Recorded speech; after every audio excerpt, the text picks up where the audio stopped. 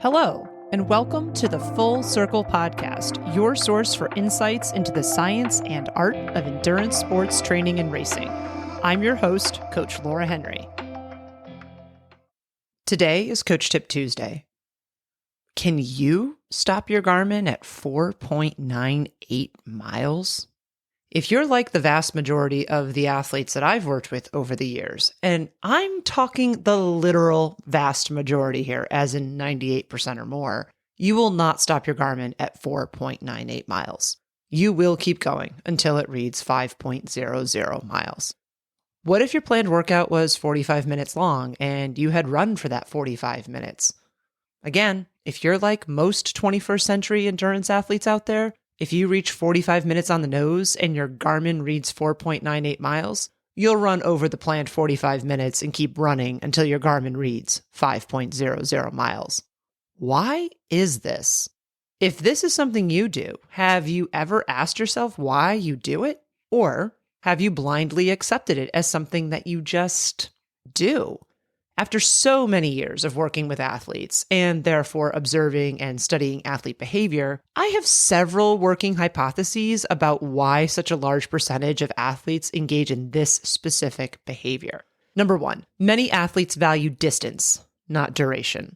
Number two, we, as a collective species and society, do not value subtractive changes. A lot of athletes prefer to think about their training in terms of distance rather than duration. The races that athletes are typically training for are set distances, so it makes a good deal of sense that athletes would be concerned about their ability to cover that distance. Planning training workouts based on distance helps athletes gauge where they are in training relative to where they will need to be on race day. That being said, while distance-based training definitely has some pros, it honestly has some more cons for age group athletes. The average age group athlete is balancing a lot of competing demands for their time and attention in their daily life. Among other things, they need to work at their jobs, run their households, take care of their families, socialize with their friends, engage in hobbies that they enjoy, and more. The days of our lives are based on hours, not distance. Thus, planning workouts based on duration is advantageous since it enables athletes to plan better for those workouts to fit into their busy, full lives that are full of activities that are time-based. It is incredibly important for training to be planned to fit into an athlete's life. Problems abound the minute an athlete tries to do the opposite to fit their life into their training.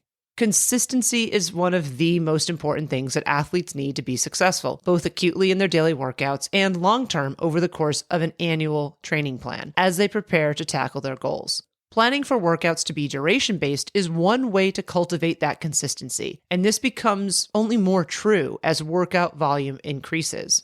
For example, let's imagine that you wanted to run 14 miles on a given day. One day, in mild, temperate conditions, running that 14 miles might take you 2 hours, 20 minutes to complete.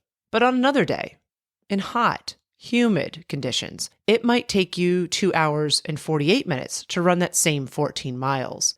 There is a 20% difference between these two scenarios.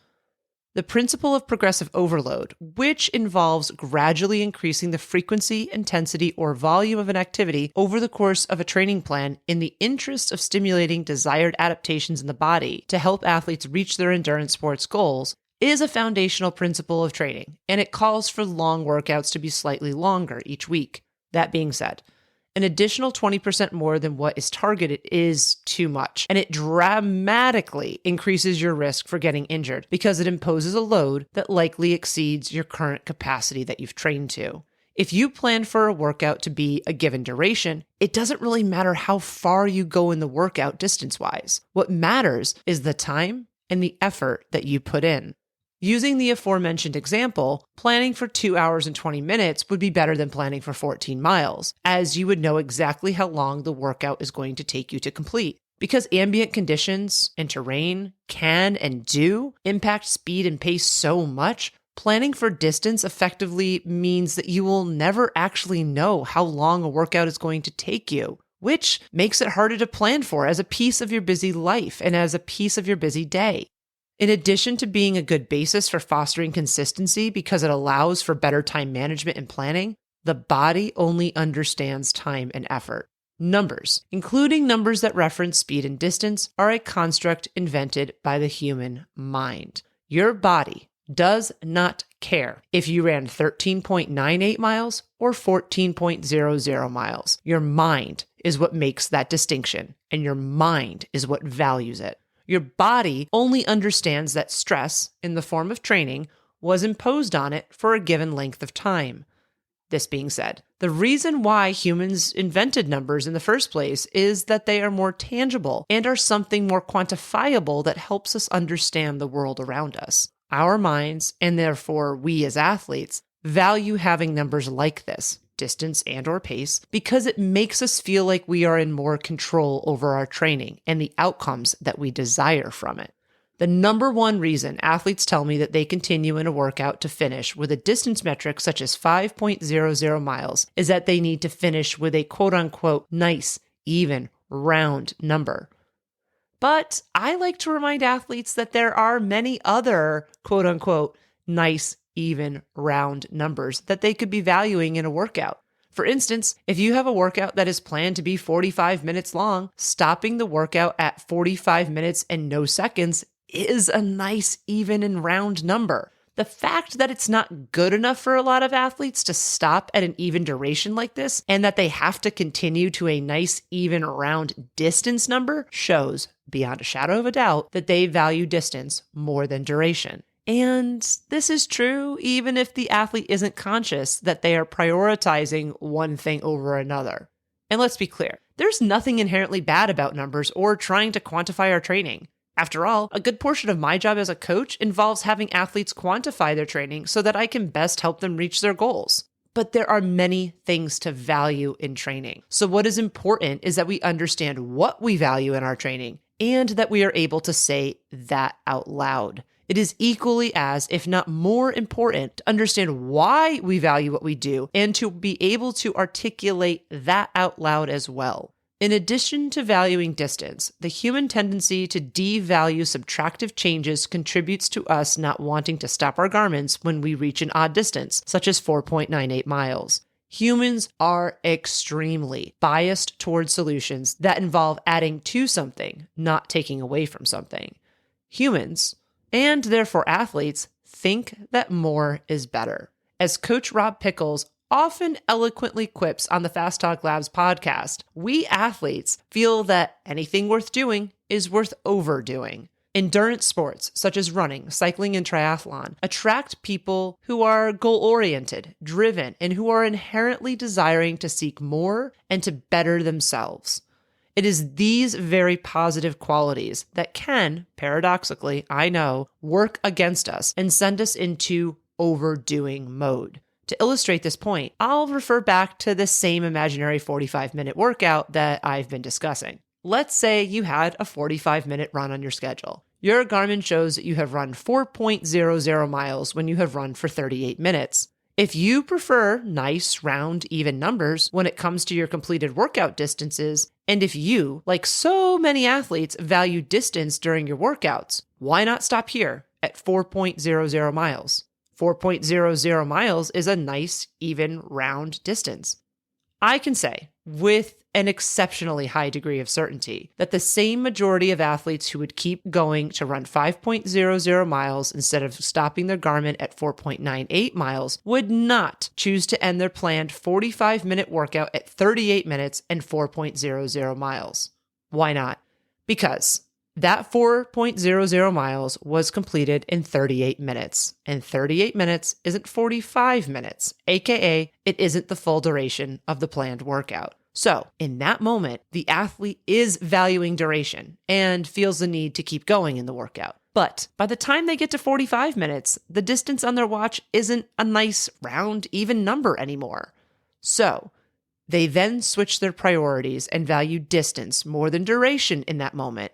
A mere 7 minutes later, athletes oscillate between valuing different things even within the same workout, and sometimes they oscillate multiple times. It's so important to be aware of this. So because they've made this switch again to value distance more than duration, Athletes feel the need to keep going until they hit the even distance of 5.00 miles, thereby extending their total run time beyond the planned 45 minutes. This, running longer than is planned, is an example of change via addition. The workout was not completed as planned. The athlete in this example modified the workout and exceeded the planned parameters by running a duration that took them longer to run than the planned time frame. Additionally, they modified the planned parameters of the workout by valuing and basing the workout on distance when it was planned based on duration. By contrast, stopping the workout at 4.00 miles in 38 minutes would be an example of a change made via subtraction. In that situation, the athlete would still have modified the workout, but would have done so by running less than the full planned duration of the workout.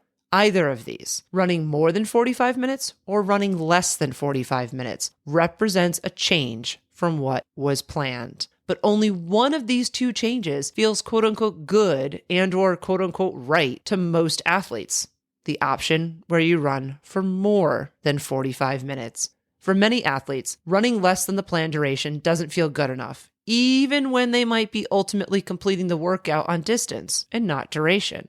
It is important that we at least stop, acknowledge that this is going on, and consider why we might be engaging in such a thought process or in such a behavior. Why am I choosing to talk so much and so long and dive so deep into this particular behavior? The simple answer is that I want to help any athlete listening to this develop a better sense of self-awareness. Awareness is what we notice in life. In short, awareness is paying attention. It's the details you pick up as you move about and observe the world. It's the information you gather and process as you go about your day. It's how you are experiencing your life and the world around you. A tremendously huge part of my job as a coach is being aware of what athletes are doing. Being aware is what enables me to make safe, pragmatic, individualized training recommendations for them. While awareness refers to outward observations of the world, self-awareness turns this gaze inward and is about focusing your awareness, aka paying attention, to yourself. Self-awareness is the ability to recognize and understand your own physical sensations, thoughts, feelings, actions, reactions, and behaviors. It requires bringing automatic behaviors and thought processes to a conscious level. Yes, this is difficult, especially because we may not like what we observe about ourselves. However, as I've talked about so much over my years as a coach, a high degree of self-awareness, aka athletes paying attention to what they are doing and understanding why they are doing it, is necessary for any endurance athlete to have the best probability of successfully reaching their goals. When I am working with the athletes I coach, I am holding up a metaphorical mirror to them so they can see, observe, and acknowledge their habits and behaviors. Yes, all of their habits and behaviors, their strengths, as well as the behaviors that may not be as attractive. One of the best ways to hold up this mirror and to help athletes cultivate self-awareness is for me to ask questions. I ask the athletes I coach questions all the time. I think some of them get sick of it. But the ultimate goal is to have athletes get comfortable with the process of asking questions of themselves. Over time, you asking questions of yourself, helps develop a high degree of self-awareness. So this is what I'm doing in this podcast episode. I am holding up the metaphorical mirror for all of you listening, and I am asking you to stop and ask yourself some questions about some of the behaviors you engage in so you can understand them. Yes, stopping a Garmin at an odd number may seem like a minor and ridiculous thing for me to talk so much about. Does it really matter if we always add something to our workouts? It's only a little bit, right? Wrong. While the quantities might individually be small, the behavior itself is not a minor thing, especially if it's one you're unconscious of. This seemingly insignificant behavior indicates a viewpoint and approach to training that is unconsciously held and implemented by athletes. And the fact that they aren't aware of it is precisely why it's important that I talk about it and draw attention to it. Whenever we do something without asking ourselves why, And knowing the answer to that question, we are lacking self-awareness. Specifically, the fact that we are inherently biased towards the more is better mentality is something that we need to be aware of. Only by being aware of it can athletes fight or evolve their thinking on it to ensure that they do not impose loads in their training that exceed their current capacity. Doing this, ensuring that they are making wise choices and imposing proper training loads is the most significant thing an athlete can do in their training to reduce the risk of injury. The ability to hold yourself back and impose the correct amount of load or stimulus, not just more stimulus, is the mark of a mature athlete. Some days, the correct amount of load may in fact be a little bit more than what was originally planned. But on an equal number of days, the correct amount of load is probably a little less than what was planned. We need to understand that there is value in changes via both addition and subtraction. Additionally, understanding when we are changing the planned parameters of a workout, such as changing when we stop a workout from duration to distance, is very important. Based on my conversations with athletes, most athletes who engage in this behavior will tell you that they are not changing the planned parameters of the workout when they decide to stop a duration-based workout at a particular distance. And it's this: the fact that they are not even aware that this is what they are doing that makes this deserving of our attention. Only by being self-aware about your choices and behaviors can you make the best choices in your training to set yourselves up for success when it comes to reaching your goals. Continuing to do a workout until you hit a nice, round, even distance may seem insignificant, but this behavior opens a window to a whole host of underlying mindsets, decisions, and mentalities about training. Understanding this and becoming more aware of your own behaviors, habits, feelings, and choices when it comes to training is incredibly important. The next time you get to the end of your workout, I challenge you to stop the watch, no matter what the distance reads. Face and confront the discomfort dragon by doing something hard that makes you feel unsettled and uncomfortable. In addition to helping build your mental toughness in training, it will also help you develop the self-awareness and the behaviors that can help you become a smarter, stronger, and more successful athlete. That was another episode of the Full Circle Podcast. Subscribe to the Full Circle Podcast wherever you listen to your favorite podcasts. If you like what you listen to, please be sure to leave us a rating and review, as this goes a long way in helping us reach others. The thoughts and opinions expressed on the Full Circle Podcast are those of the individual. As always, we love to hear from you and we value your feedback. Please send us an email at podcast@fullcircleendurance.com or visit us at fullcircleendurance.com/podcast. To find training plans, see what other coaching services we offer, or to join our community, please visit fullcircleendurance.com. I'm Coach Laura Henry. Thanks for listening.